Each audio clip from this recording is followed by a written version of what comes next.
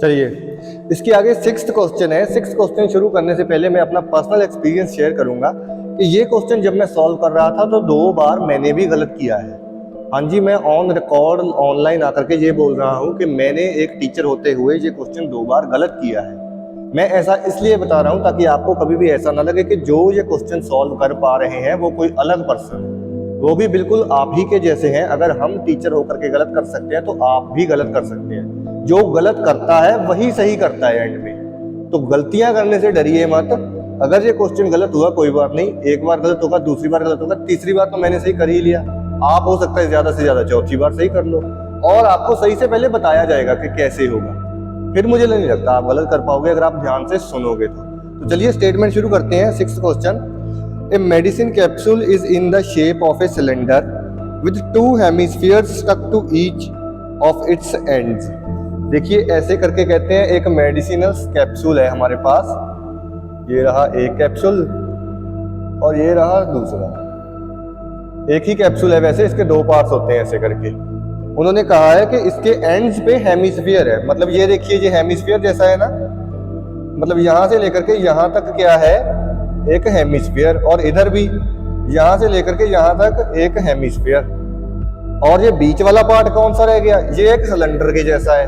ध्यान से देखिए इस फिगर को, जो बीच वाला पार्ट है वो सिलेंडर के जैसा है, जो साइड्स पे एंड्स पे है वो हेमिस्फीयर्स है। अब आगे देखिए वो क्या कह रहे हैं, the length of the entire capsule is 14 mm। इस पूरे कैप्सूल की लेंथ है 14 mm, मतलब मिलीमीटर्स। अब इसके आगे, and the diameter of the capsule is 5 mm। इसका डायमीटर मतलब यहां से लेकर के यहां तक ये कितनी लेंथ है, 5 mm। अब आगे क्या बोला उन्होंने, फाइंड इट्स सरफेस एरिया। इसका हमें सरफेस एरिया फाइंड करना होगा।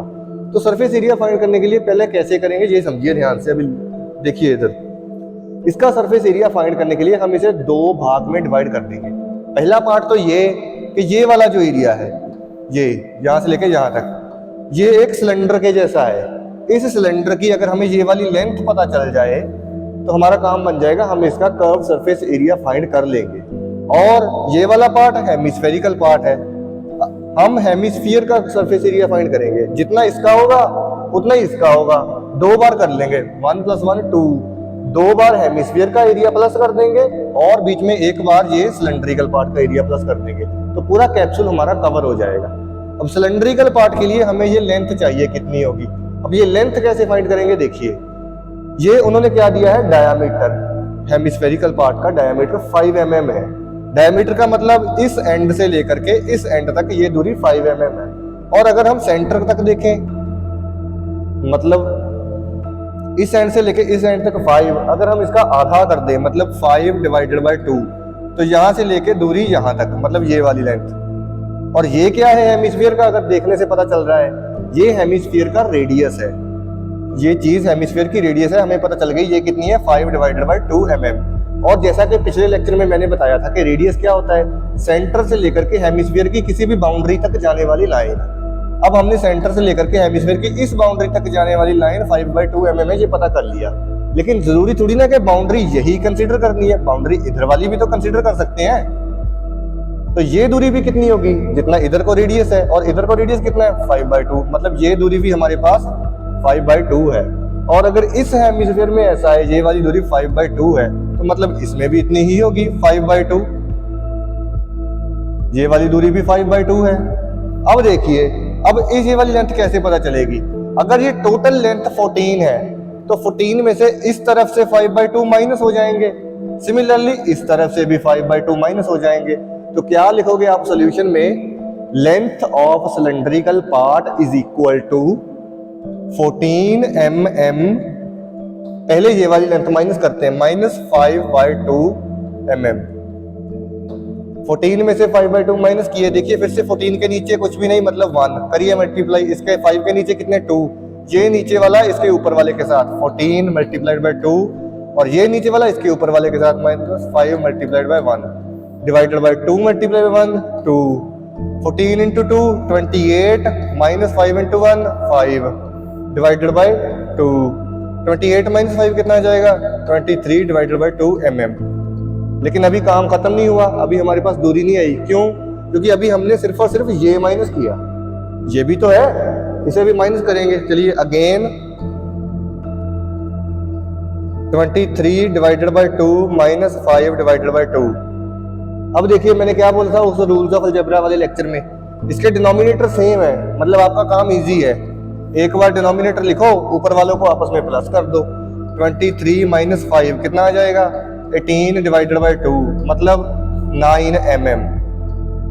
मतलब ये वाली दूरी कितनी आ गई हमारे पास, 9 mm। अब देखिए ध्यान से, ये अगर एक सिलेंड्रिकल पार्ट है ये वाला, इसकी हाइट आ गई 9 mm और इसका रेडियस कितना है, same as that of circle 5/2। अब हम क्वेश्चन शुरू करते हैं, अब हम फॉर्मूला से अप्लाई करेंगे। देखिए क्या लिखेंगे आप इसके बाद, the surface area of the capsule is equal to curved surface area of the cylindrical part plus 2 multiplied by curved surface area of the hemispherical part.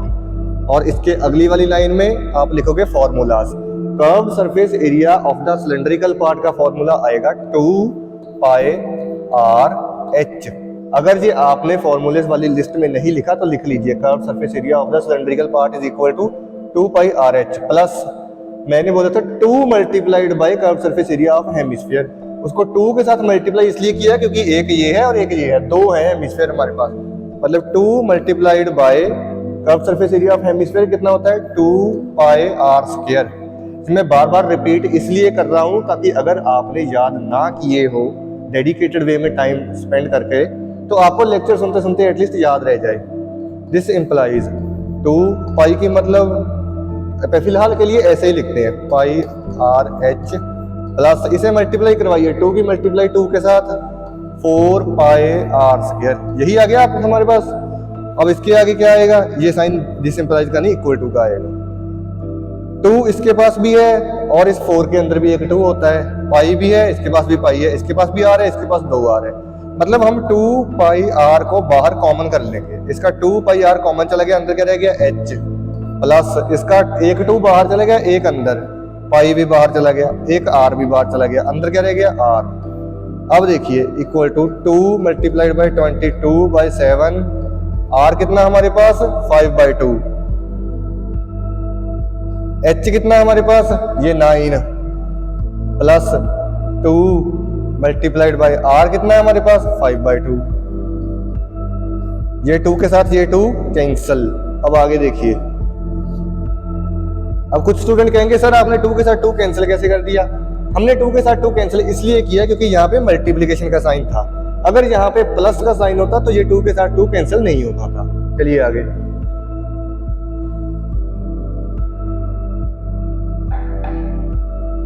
ये 2 के साथ ये बाहर वाला 2 cancel. 22 multiplied by 5 110 divided by 7 और इधर कितना है 9 प्लस 5 मतलब 14। कितना आ जाएगा 110 डिवाइडेड बाई 7, 9 प्लस 5 आ जाएगा 14। ये इसके साथ कट हो गया 2। 110 मल्टीप्लाइड बाई 2 220 मिलीमीटर स्क्वायर, ये आपका आंसर आ जाएगा जी। अब चलिए 7th क्वेश्चन पे आते हैं। 7th क्वेश्चन की स्टेटमेंट देख करके आपको लगेगा कि बहुत बड़ी स्टेटमेंट है, क्वेश्चन भी शायद बहुत खतरनाक होगा, लेकिन ऐसा कुछ भी नहीं है, स्टेटमेंट ही बड़ी है, क्वेश्चन बहुत इजी है। चलिए शुरू करते हैं। कहते हैं a tent is in the shape of a cylinder surmounted by a conical top. मतलब 2 फिगर्स हैं, एक सिलेंडर उसके ऊपर बनाया गया है कोनिकल टॉप। पहले फिगर बना लेते हैं, ये हमारे पास सिलेंडर हो गया और ये उसके ऊपर ऐसे करके एक कोनिकल टॉप बनाया गया है। ऐसा करके हमारे पास एक टेंट है। अब इसके आगे क्या कह रहे हैं वो, if the height and diameter of the cylindrical part are 2.1, cylindrical part की हाइट है 2.1 और डायमीटर कितना गिवन है 4 मीटर। ये वाला डायमीटर हो गया 4 metre. And the slant height of the top is 2.8 metre. ये वाली स्लैंट हाइट कितनी है 2.8। अब इसके आगे find the area of the canvas used for making the tent. वो कहते हैं उस कैनवस का एरिया फाइंड करिए जिसे यूज करके हमने ये टेंट बनाया हुआ है।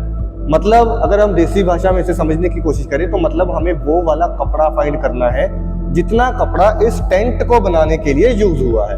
और कैसे फाइंड करेंगे, हम पहले इसका ये वाला एरिया फाइंड करेंगे। मतलब ये वाला एरिया कौन सा है curved surface area of cone, उसके बाद उसमें प्लस कर देंगे ये वाला एरिया।